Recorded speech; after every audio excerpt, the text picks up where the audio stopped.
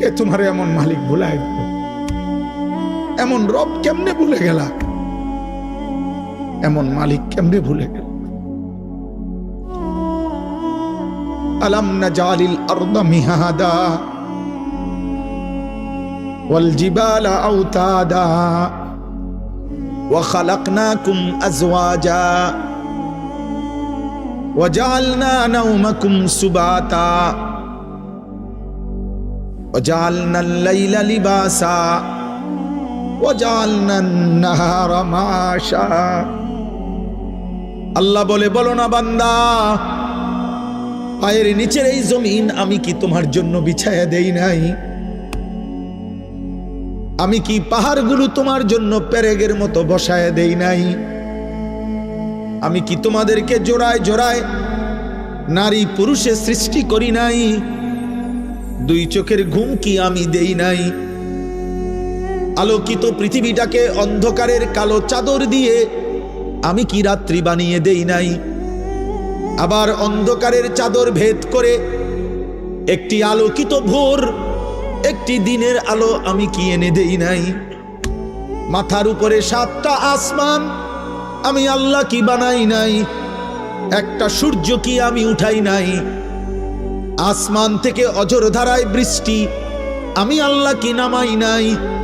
জমিন থেকে উৎপন্ন ফুল ফসল আমি কি তোমার জন্য বের করি নাই? এত কিছুর বিনিময়ে বান্দা আমি বুঝি একটা সেজদাও পাবো না? আজ ঘরে যাইও না আব্বা।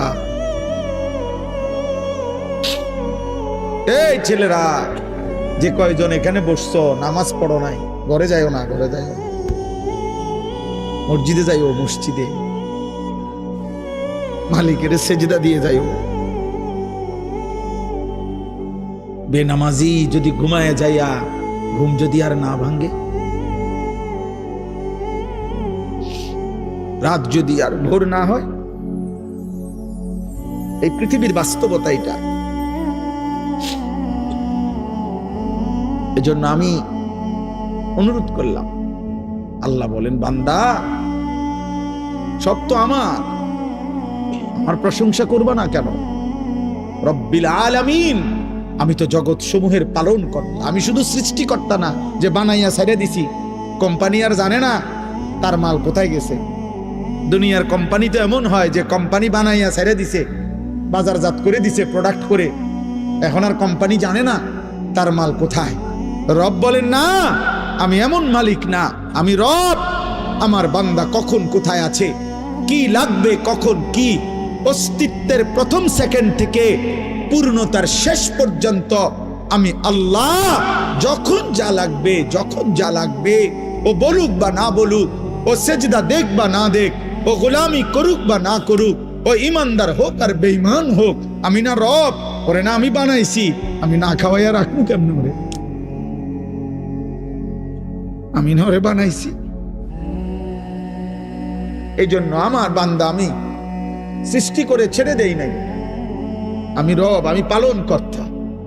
প্রতি সেকেন্ড আমি খাওয়াই, প্রতি মুহূর্ত আমি পড়াই, প্রতিটা নিঃশ্বাস আমি নিতে দেই, হার্টের প্রতিটা স্পন্দন আমার অনুমতিতে চলে।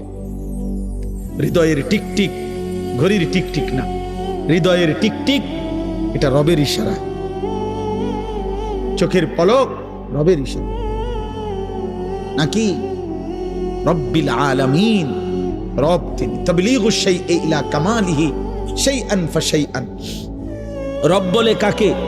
যিনি অনস্তিত্ব থেকে অস্তিত্বে এনে অস্তিত্বের প্রথম মুহূর্ত থেকে পূর্ণতার শেষ পর্যন্ত তিনি লালন করেন, পালন করেন, যতন করেন, আদর করেন, সব প্রয়োজন পূরণ করেন, তাকে বলে রব। আমরা পৃথিবীতে ছিলাম না, আমাদেরকে অস্তিত্বে আনছে কে? বলে না কে? আল্লাহ আমাদেরকে মায়ের পেট থেকে সৃষ্টির পরে আল্লাহ আমাদের দায়িত্ব নিছে কোন বছর থেকে? 4 বছর থেকে। বলো না বাবা, আব্বা বলো, 2 বছর বয়স থেকে। কখন থেকে? প্রথম সেকেন্ড থেকে অস্তিত্বের প্রথম সেকেন্ডেই, অথবা অস্তিত্ব ছিলাম না যখন, মাটির অস্তিত্বে আমাদের অস্তিত্ব ছিল, মাটির মধ্যে প্রাণের অস্তিত্ব আছে। আল্লাহ বলছে আমি মাটি থেকে মানুষকে সৃষ্টি করেছি, অতএব মাটির মধ্যে প্রাণের অস্তিত্ব আছে। সেটা কোথায়, কার, কোনখানে কেউ জানে না, রব বলে আমি জানি। বাবার বীর্যে প্রাণের অস্তিত্ব আছে, রব বলে বাবা জানে না তার কোন দিনকার বীর্যে তোমার অস্তিত্ব ছিল। আল্লাহ বলেন আমি জানি, আমি জানি, আমি জানি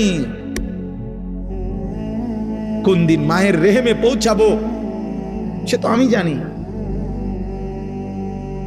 9 মাস মায়ের অন্ধকার গর্ভে আমি আল্লাহ নিজ হাতে কাজ করছি। বান্দা তুমি জানো আমি চোখ লাগাইছি, আমি কান লাগাইছি, আমি হাত লাগাইছি, আমি পাও লাগাইছি।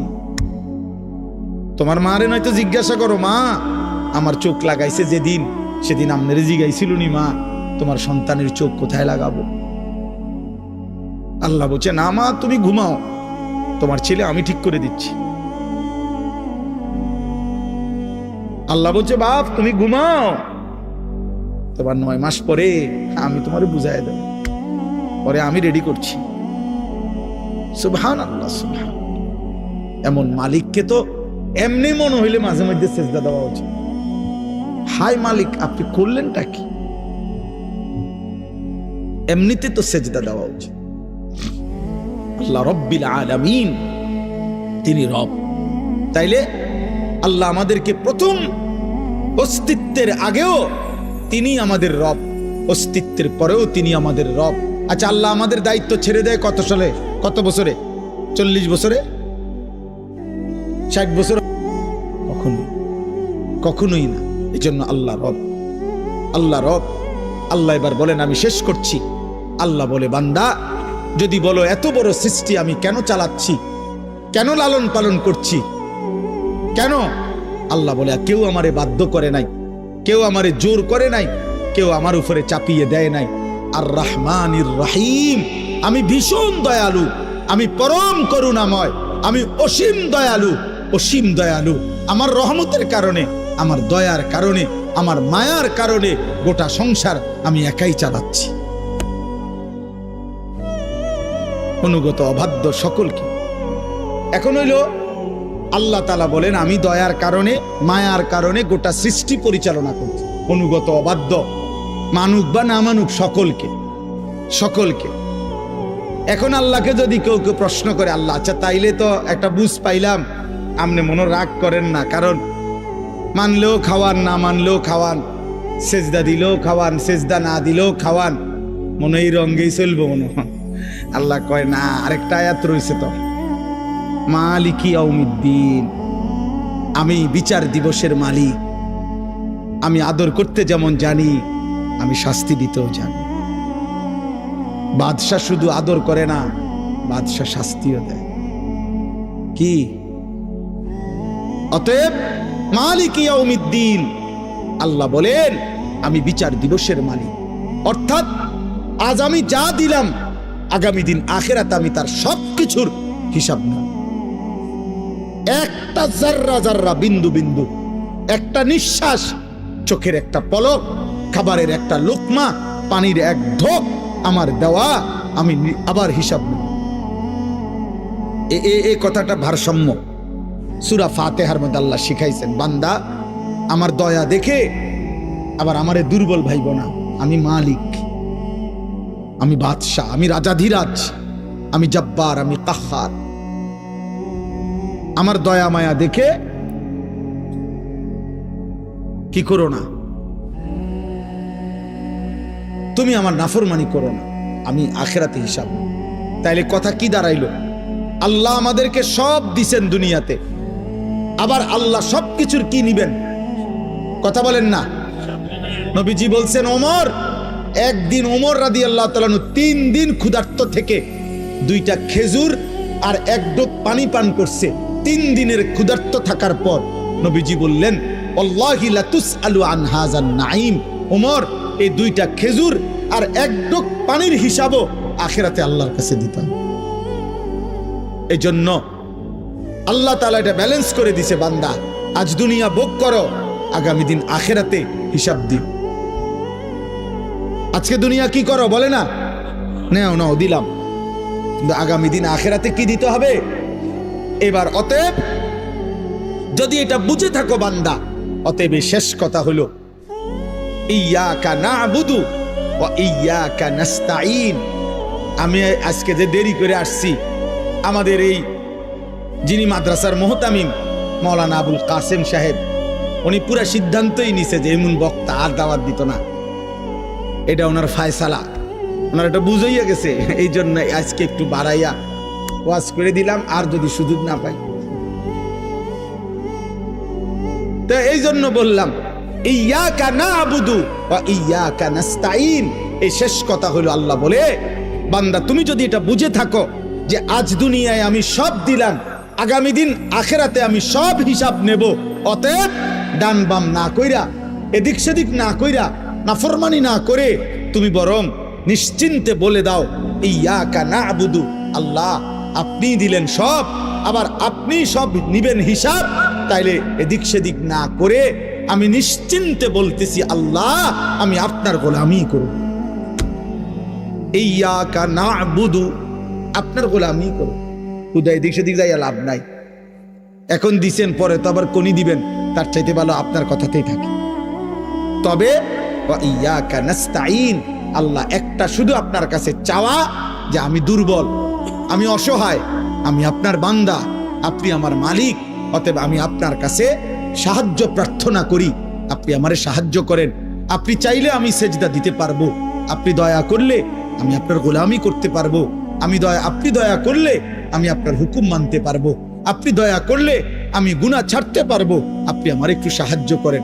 খোদার কসম, হাদিসে আছে, নবীজি বলছেন, আল্লাহ বলছেন হাদিসে কুদসি সূরা ফাতিহার জবাবে, বান্দা যদি দিল থেকে সূরা ফাতিহা বলতে পারে, ইখলাসের সাথে সূরা ফাতিহা পড়ে, মনোযোগ দিয়ে সূরা ফাতিহা পড়ে, বাস্তবিক করতে চাওয়ার নিয়তে সূরা ফাতিহা পড়ে, আল্লাহর কসম আল্লাহ নিজে ওয়াদা দিছে, ওয়ালি আবদি মা সাআলা, আমি আল্লাহ ওয়াদা দিলাম সূরা ফাতিহার মাধ্যমে আমার বান্দা যা চাইছে আমি শতভাগ তাকে দেব। আমি যা বান্দা, যা বান্দা, তুমি যেহেতু বলছো আমার গোলামি করবা, আমি সাহায্য করব। আল্লাহ আমাদের প্রত্যেককে তৌফিক দান করেন, আল্লাহ আমাদের সকলকে কবুল করে নেন। প্রিয় নওজোয়ান ভাই, নিয়ত করো না ইনশাআল্লাহ নামাজ পড়বা, বলো না ইনশাআল্লাহ, দিল থেকে তোমার নিয়ত তুমি করো। তোমার মালিক তোমার, আমার মালিক আমার, আমার মালিক আমার।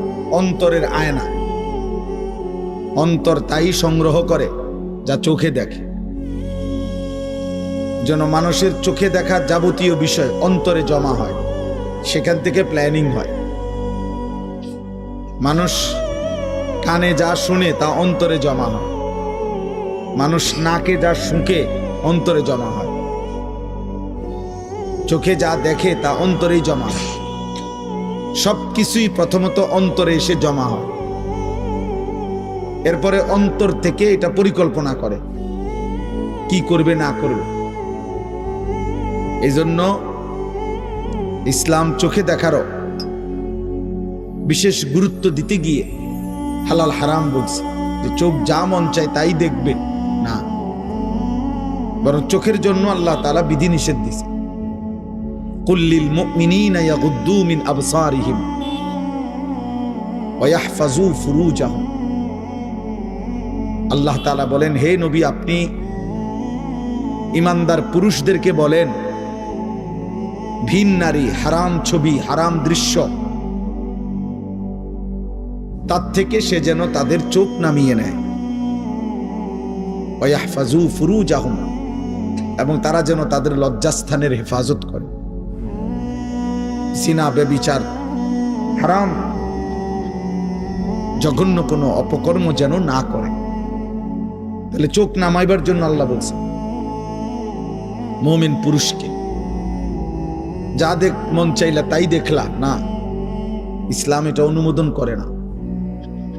মাকেও দেখলাম, আপন বোনকেও দেখলাম, আবার রাস্তার বেপর্দা নারীকেও দেখলাম, মোবাইলের উলঙ্গ ছবিও দেখলাম, জিনার ব্যভিচারের দৃশ্য দেখলাম।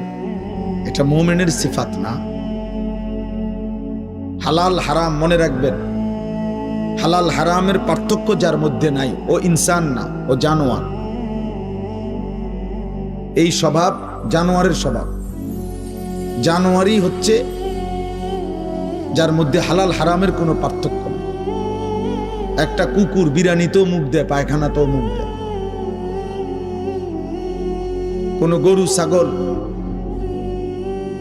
জানোয়ারের কোনো কি নাই, হালাল হারাম নাই। ইনসান বলে তাকে যার মধ্যে ভালো মন্দ, আলো অন্ধকারের পার্থক্য থাকবে। অনুমোদিত নয়, আমার জন্য এটা অনুমতি, এটা না, হালাল এটা, হারাম এটা, এই পার্থক্য জ্ঞান, এই বুঝ যদি কারোর মধ্যে না থাকে সে ইনসান না। উলাইকা কাল আনআম, আল্লাহ বলছে ওরা জানোয়ারের মতো। বাল হুম আদাল, বরং তার চাইতে নিকৃষ্ট। এই জন্য দোস্ত, চোখের কথা বলতে গিয়ে এটা বলছি, আল্লাহ তাআলা বিধি নিষেধ দিয়েছেন, বিধি নিষেধ। নবী সাল্লাল্লাহু আলাইহি ওয়াসাল্লাম বলছেন,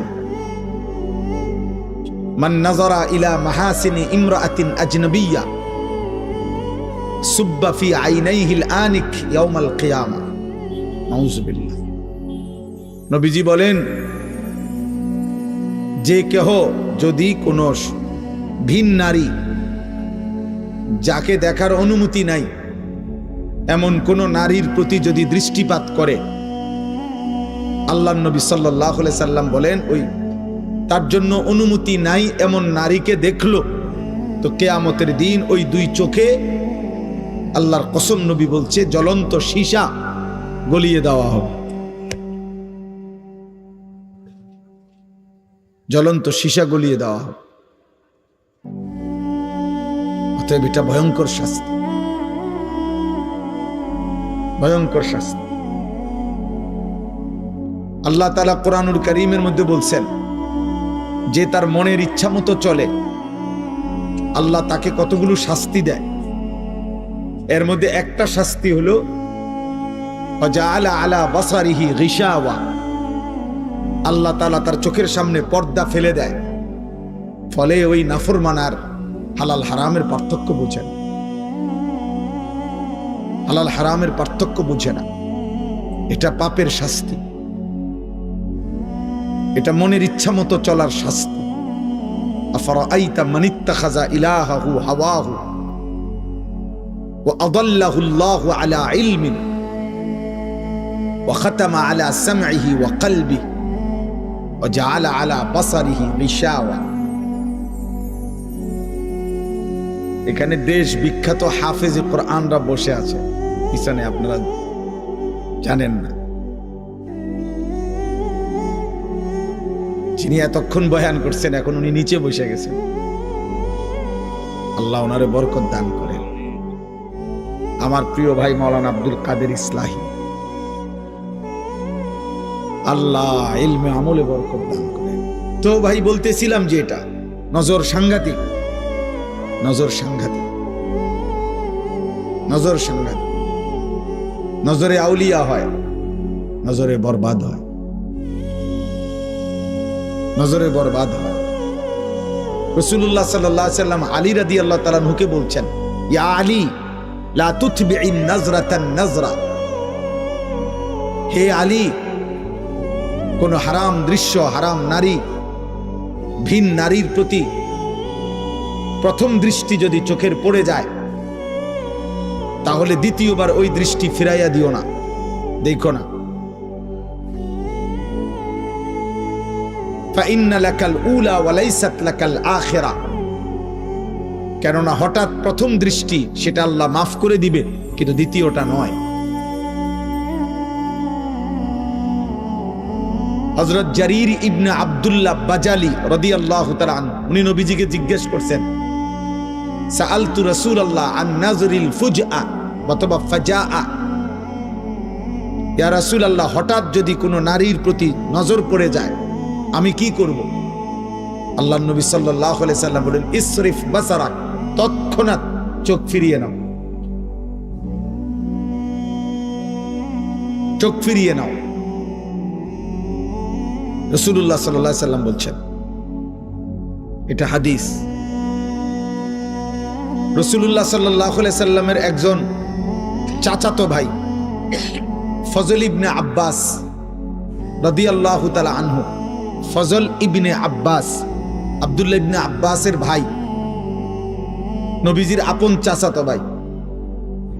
নবী সাল্লাল্লাহু আলাইহি সাল্লাম যখন, তো নবীজির এই চাচাতো ভাই বিদায় হজ্জের দিন, নবী সাল্লাল্লাহু আলাইহি সাল্লাম বিদায় হজ্জের দিন যেই উটের পিঠে বসা ছিলেন হজ্জের মধ্যে, তখন নবীজির পিছনে উটে, একই উটে এই নবীজির এই চাচাতো ভাইও বসা ছিল, ফজল ইবনে আব্বাস।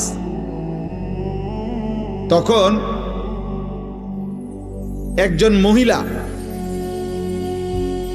ওই মহিলা রাসূলুল্লাহ সাল্লাল্লাহু আলাইহি সাল্লামের কাছে আসছে, মহিলা সাহাবী, মাসআলা জানতে। তো হজ্জের মধ্যে ইহরাম অবস্থায় শুধু নারীর জন্য চেহারা খোলা রাখতে হয়, বাকি ভিন পুরুষের সাথে চেহারাটাকে একটু আড়াল করে পর্দা করে। কিন্তু আমরা যেরকম মহিলারা হিজাব লাগায়া রাখে গালের সাথে, এরকমটা নিষেধ ইহরাম অবস্থায়। এজন্য মহিলারা আলাদা একটা অতিরিক্ত বাড়তি কাপড় দিয়া ওই কাপড়টা ঝুলাইয়া রাখে। তো যার কারণে ওই নারীর চেহারাটা বোঝা যাচ্ছিল। নবীজির দিকে যখন তাকাইয়া মহিলা জিজ্ঞেস করছে মাসআলা, তো এই পিছনে যেই সাহাবী ফজল ইবনে আব্বাস, নবীজির চাচাতো ভাই, উনি ওই মহিলার দিকে তাকাইছে। দুইবার উনি মহিলার দিকে তাকাইছে, নবীজি দুইবারই নিজের হাত দিয়া চেহারা ঘুরাই দিছে, তুমি এদিকে কি চাও? আল্লাহর নবী সাল্লাল্লাহু আলাইহি সাল্লাম ওনার সাহাবাদেরকে এইভাবে নজর হেফাজতের জন্য গুরুত্ব দিয়েছেন, নজর হেফাজতের জন্য। এজন্য দোস্ত, এই চোখ বহুতই দামি, চোখের হেফাজত জরুরি, নজরের হেফাজত জরুরি, নজরের হেফাজত জরুরি। আজকে বেঈমান দুশমন আমাদের নতুন প্রজন্মের হাতে চোখের খেয়ানত করে দিছে। দুশমনের সর্বশেষ সবচেয়ে কার্যকর গুনার যে অস্ত্র, সেটা হলেই বড় মোবাইল দিয়ে লক্ষ লক্ষ কিশোর যুবক এত বেশি পরিমাণ এই চোখে নারী ছবি আর অশ্লীল দৃশ্য দেখে ফেলছে। 16 বছর বয়সে, 18 বছর বয়সে, এত কম বয়সে এত নারী দেখার কথা ছিল না। হতে পারে বিগত দিনের 60 বছর পর্যন্ত বুড়া মিয়া গত 60 বছরে যত নারী দেখে নাই, আমার কিশোর যুবক সন্তান 3 দিনে তার চাইতে বেশি দেখে ফেলছে, 10 দিনে তার চাইতে বেশি দেখে ফেলছে। আজ ও বুঝছে, আজ লাখ লাখ যুবক মনে করে জীবন মানেই যৌনতা, এক লজ্জাস্থানের চাহিদা, শাহওয়াত, এক নারীর প্রতি কামনা, এই অসভ্যতা, এটাই তার জীবন। সে পৃথিবীতে বেঁচেই আছে লজ্জাস্থানের চাহিদা পূরণের জন্য। এজন্য চুল, চেহারা বলেন, লেবাস, পোশাক বলেন, যত ফ্যাশন, যত মডেল, কোন নারী তাকে দেখবে, কোন অসৎ মেয়ে তাকে দেখে হাসবে, কোন হারাম মেয়ে তার সাথে হারাম প্রেমের সম্পর্ক করবে। এই জন্য ওর মাসে মাসে ডিজাইন বদলায়, রং বদলায়, ঢং বদলায়, কালার বদলায়, সিস্টেম বদলায়, কোনো না কোনো মেয়ের চোখে যেন ভালো লাগে। আজ মনে করছে জীবন মানেই যৌনতা, শাহওয়াত, নারীর চাহিদা, হারাম চাহিদা, অথচ বাস্তবতা এটা না। আল্লাহ তাআলা মানুষকে এজন্য সৃষ্টি করে নাই। কোন সুস্থ স্বাভাবিক মানুষ, কোন বিবেকবান বুদ্ধিমান, কোন সুস্থ সবল যুবক খোদার কসম এটা ভাবতে পারে না, এটা হইতেই পারে না। আজ ব্যর্থতার এই দায়ভার মা বাবারও ব্যর্থতার এই দায়ভার সন্তানেরও। মা বাবা বুঝলো না আমার সন্তানকে কিভাবে গড়া উচিত, সন্তান নিজেও বুঝলো না আমার জীবনে কি করা উচিত। একটা মোবাইল ব্যবহারের স্বাধীনতা ও মনে করে একটা মহাদেশের চাইতে বড় স্বাধীনতা। একটা মোটরসাইকেল চালাইবার স্বাধীনতা ও মনে করে এটা আমার জীবনের সবচেয়ে বড় স্বাধীনতা। একটা মেয়ের সাথে হারাম সম্পর্ক করার সুযোগ ও মনে করে এটা আমার জীবনের শ্রেষ্ঠ অর্জন। আমার সাথে কারো রিলেশন আছে, কোন অসৎ মেয়ে আমার সাথে সম্পর্ক আছে, অসৎ, যদি বলেন না ও হিজাব পরে, না ও হিজাব পরা অসৎ।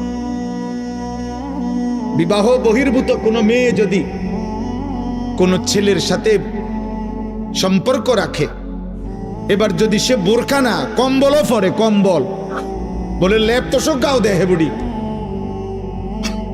কম্বল গায়ে দেয়,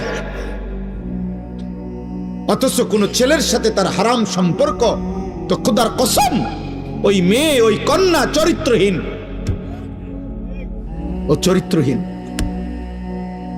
ও বেহায়া, ওর কাছে কিছুই মিলবে না ধোকার প্রতারণা ছাড়া, প্রবঞ্চনা ছাড়া, অল্প সময়ের ব্যবধানে ফাসাদ লাথি ছাড়া আর কিছু জুটবে, আর কিচ্ছু, আর কিছু দেবে।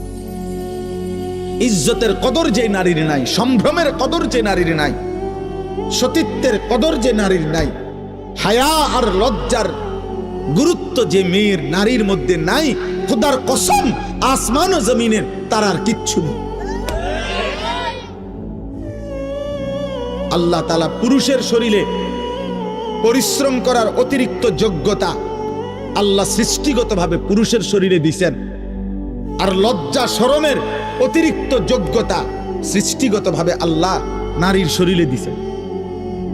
নারীকে আল্লাহ লজ্জা একটু বেশি দিয়ে সৃষ্টি করেছেন, পুরুষকে আল্লাহ পরিশ্রম করার যোগ্যতা একটু বেশি দিয়ে সৃষ্টি করেছেন। এই জন্য পুরুষকে বলছেন বাহির সামলাও, নারীকে বলছেন ঘর সামলাও। এটা জুলুম না, এটা বন্টন, এটা ইনসাফ, এটাই যৌক্তিক। এই পৃথিবীতে সব জায়গায় কর্ম বন্টন হয়, আর আল্লাহ কর্ম বন্টন করলে জুলুম হয়।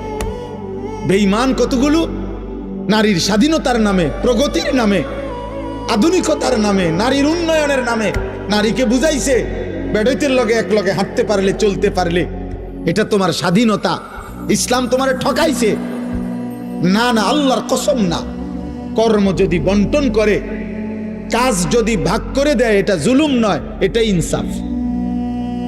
একটি অফিসের মধ্যে মনে করেন 12 জন লোক রাখছে কোম্পানি, লোক রাইকা বলছে আমাদের অফিসে একজন ম্যানেজার দরকার, একজন হিসাব রক্ষক দরকার, একজন দারোয়ান দরকার, একজন ঝাড়ুটারু দেউইনা লোক দরকার, হ্যাঁ, আবার 2 জন কর্মকর্তা দরকার। এমনি এমনি আমরা 12 জন লোক দরকার। আপনাদের 12 জন লোক নিয়োগ দিলাম।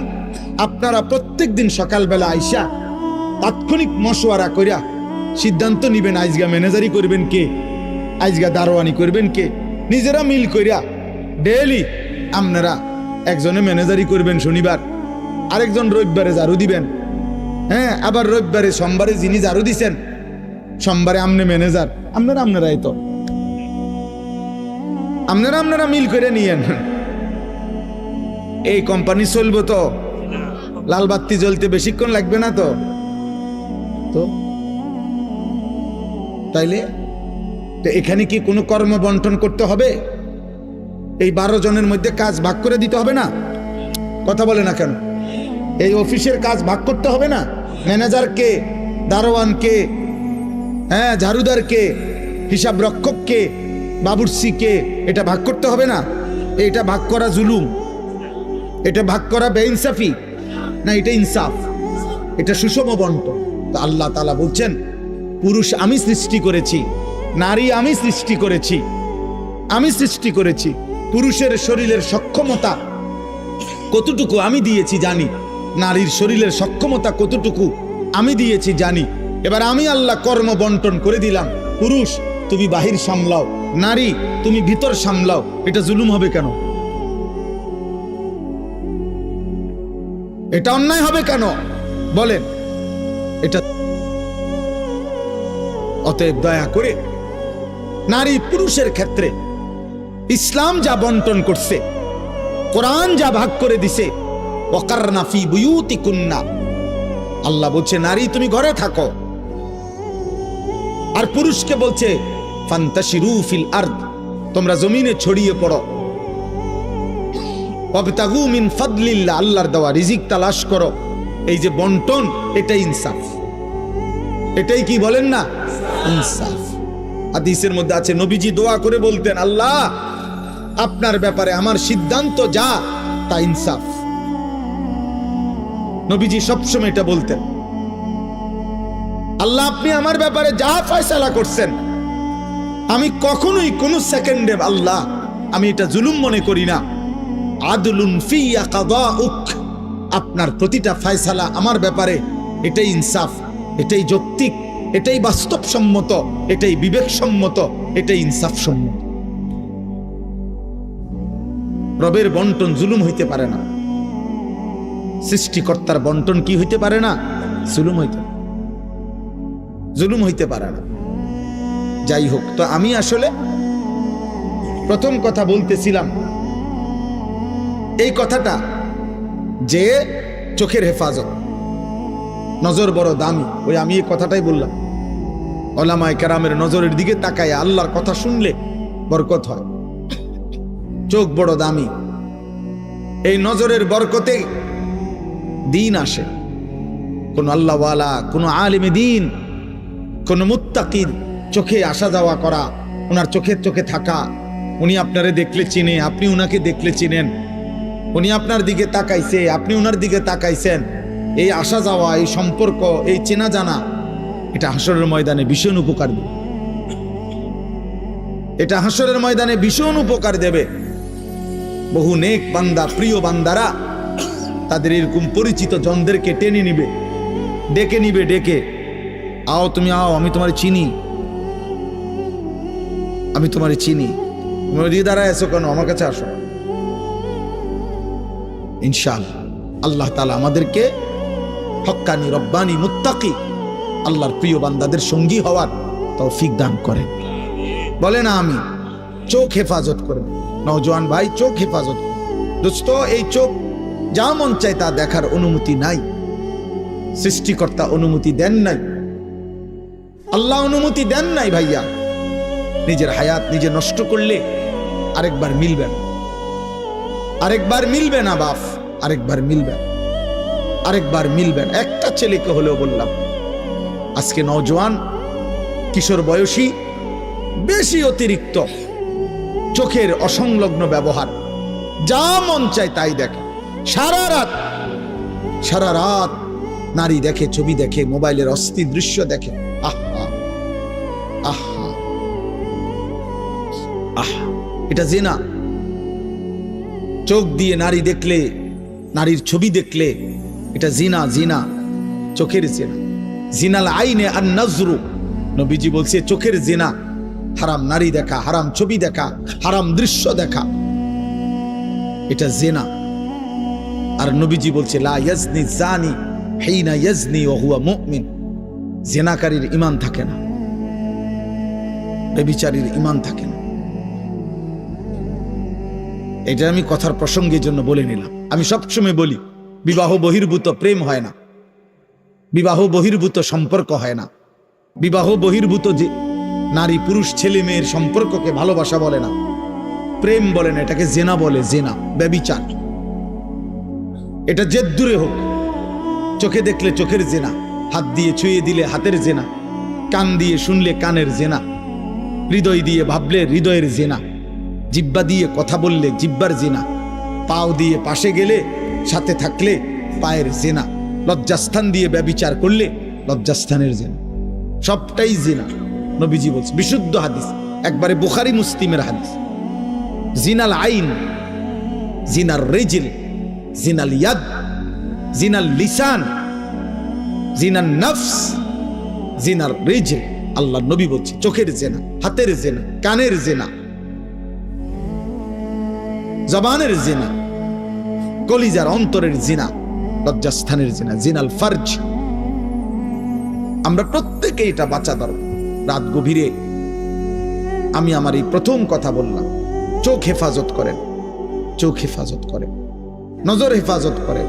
আল্লাহ বলছে ওয়াকুল্লিল মুমিনাত ইয়াগদুদনা মিন আবসারিহিন্না, হে নবী ইমানদার নারীদেরকে বলেন ওরা যেন ওদের চোখ নামায় ফেলে, ওয়া ইয়াহফাজনা ফুরুজাহুন্না, ওরা যেন ওদের লজ্জাস্থানের হেফাজত করে। প্রথম বললেন পুরুষকে বলেন, হে নবী আপনার ইমানদার উম্মতকে পুরুষদেরকে বলেন চোখ নামাক। আবার সাথে সাথে বললেন ইমানদার নারীদেরকে বলেন তারা যেন চোখ নামায়, দুই চোখ যেন চোখাচোখি না হয়, চোখাচোখি যেন না হয়। আল্লাহ বলছে যালিকা আজকা লাহুম, চোখের হেফাজত আল্লাহ তাআলা কোরআনে বলছে ভাইয়া চোখের হেফাজত যালিকা আজকা লাহুম, এটা হচ্ছে সর্বশ্রেষ্ঠ পবিত্র। আজকা ইসমে তাফদিল, আরবিতে আধিক্যবোধক শব্দ, আধিক্য বুঝায় আজকা। আল্লাহ বলছে চোখের হেফাজত পবিত্রতার চূড়ান্ত সীমা, পবিত্রতার চূড়ান্ত।